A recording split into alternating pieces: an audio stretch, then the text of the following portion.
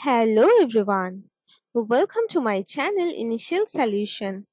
Today in this tutorial I'm going to show you how to download photos from Google Photos. So select that photos you want to download. Go for select one or more. If I go for two photos, you can go for click on shift and go for D, and you can download. You can see downloading two items. Otherwise you can just go for in this, you can see these two photos are downloaded. Otherwise go for select again and go for in this tiered option and go for download from here. So in this two way you can download photos from Google Photos.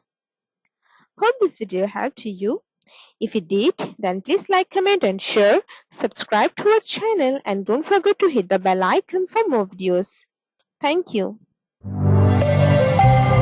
This video is sponsored by Zerosoft. Zerosoft offers graphic design, UI UX design, digital marketing, and web development. Elevate your brand with Zerosoft today. For more details, check the description box.